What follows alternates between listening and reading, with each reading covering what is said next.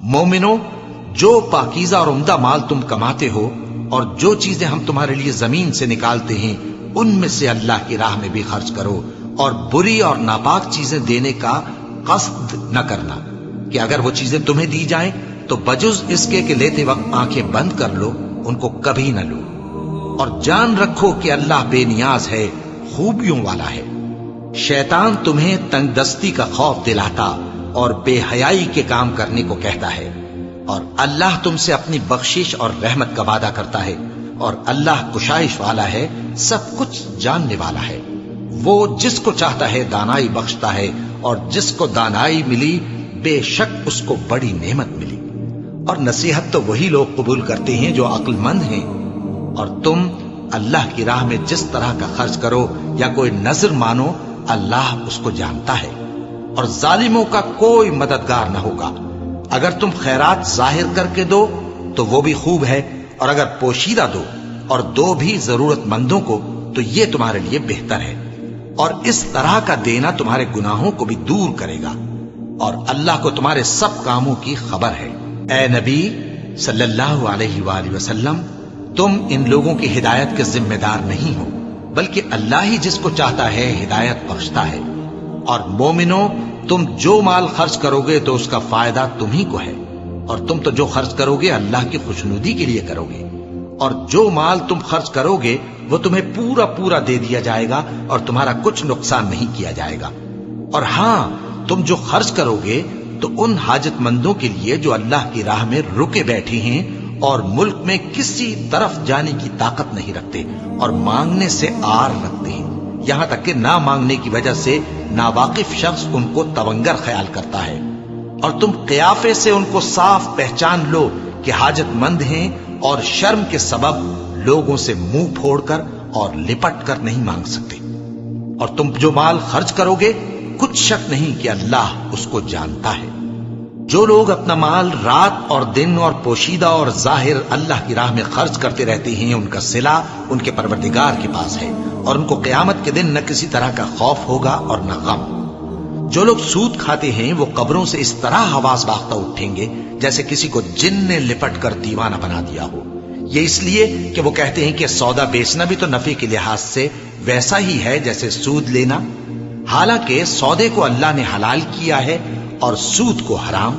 تو جس شخص کے پاس اللہ کی نصیحت پہنچی اور وہ سود لینے سے باز آ گیا تو جو پہلے ہو چکا وہ اس کا، اور قیامت میں اس کا معاملہ اللہ کے سپرد، اور جو پھر لینے لگا تو ایسے لوگ دوزخی ہیں کہ ہمیشہ دوزخ میں جلتے رہیں گے۔ اللہ سود کو نابود یعنی بے برکت کرتا اور خیرات کی برکت کو بڑھاتا ہے، اور اللہ کسی ناشکر گناہگار کو دوست نہیں رکھتا۔ جو لوگ ایمان لائے اور نیک عمل کرتے اور نماز پڑھتے اور زکات دیتے رہے ان کو ان کے کاموں کا صلہ اللہ کے ہاں ملے گا، اور قیامت کے دن ان کو نہ کچھ خوف ہوگا اور نہ وہ غمناک ہوں گے۔ مومنو، اللہ سے ڈرو، اور اگر ایمان رکھتے ہو تو جتنا سود باقی رہ گیا ہے اس کو چھوڑ دو۔ پھر اگر ایسا نہ کرو گے تو تم اللہ اور اس کے رسول کی طرف سے اعلان جنگ سن لو، اور اگر توبہ کر لو گے اور سود چھوڑ دو گے تو تم کو اپنی اصل رقم لینے کا حق ہے، جس میں نہ اوروں کا نقصان اور نہ تمہارا نقصان۔ اور اگر قرض لینے والا تنگ دست ہو تو اسے کشائش کے حاصل ہونے تک مہلت دو، اور اگر زر قرض بخش دو تو وہ تمہارے لیے زیادہ اچھا ہے، بشرطے کہ سمجھو۔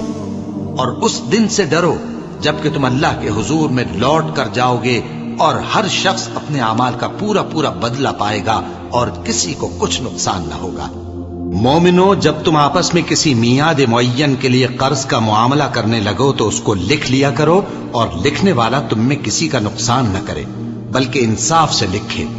نیز لکھنے والا جیسا اللہ نے اسے سکھایا ہے لکھنے سے انکار بھی نہ کرے اور دستاویز لکھ دے، اور جو شخص قرض لے وہی دستاویز کا مضمون بول کر لکھوائے، اور اللہ سے کہ اس کا مالک ہے خوف کرے، اور زر قرض میں سے کچھ کم نہ لکھوائے۔ اور اگر قرض لینے والا کم عقل یا ضعیف ہو یا مضمون لکھوانے کی قابلیت نہ رکھتا ہو تو جو اس کا ولی ہو وہ انصاف کے ساتھ مضمون لکھوائے، اور اپنے میں سے 2 مردوں کو ایسے معاملے کے گواہ کر لیا کرو، اور اگر 2 مرد نہ ہوں تو 1 مرد اور 2 عورتیں جن کو تم گواہ پسند کرو کافی ہیں۔ کہ اگر ان میں سے ایک بھول جائے گی تو دوسری اسے یاد دلا دے گی، اور جب گواہ گواہی کے لیے طلب کیے جائیں تو انکار نہ کریں، اور قرض تھوڑا ہو یا بہت اس کی دستاویز کے لکھنے لکھانے میں سستی نہ کرنا۔ یہ بات اللہ کے نزدیک نہایت قرین انصاف ہے، اور شہادت کے لیے بھی یہ بہت درست طریقہ ہے۔ اس سے تم کو کسی طرح کا شک و شبہ بھی نہیں پڑے گا۔ ہاں، اگر سودا دست بدست ہو جو تم آپس میں لیتے دیتے ہو، تو اگر ایسے معاملے کے دستاویز نہ لکھو تو تم پر کچھ گناہ نہیں۔ اور جب خرید و فروخت کیا کرو، مثلا زمین جائیداد کی، تو بھی گواہ کر لیا کرو، اور کاتب دستاویز اور گواہ معاملہ کرنے والوں کا کسی طرح کا نقصان نہ کریں۔ اگر تم لوگ ایسا کرو تو یہ تمہارے لیے گناہ کی بات ہے، اور اللہ سے ڈرو اور دیکھو کہ وہ تم کو کیسی مفید باتیں سکھاتا ہے، اور اللہ ہر چیز سے واقف ہے۔ اور اگر تم سفر پر ہو اور دستاویز لکھنے والا نہ مل سکے تو کوئی چیز رہن با قبضہ رکھ کر قرض لے لو، اور اگر تم میں سے کوئی دوسرے کو امین سمجھے یعنی رہن کے بغیر قرض دے دے تو امانت دار کو چاہیے کہ صاحب امانت کی امانت ادا کر دے، اور اللہ سے جو اس کا پروردگار ہے ڈرے، اور دیکھنا شہادت کو مت چھپانا، جو اس کو چھپائے گا وہ دل کا گناہگار ہوگا، اور اللہ تمہارے سب کاموں سے واقف ہے۔ جو کچھ آسمانوں میں اور جو کچھ زمین میں ہے سب اللہ ہی کا ہے۔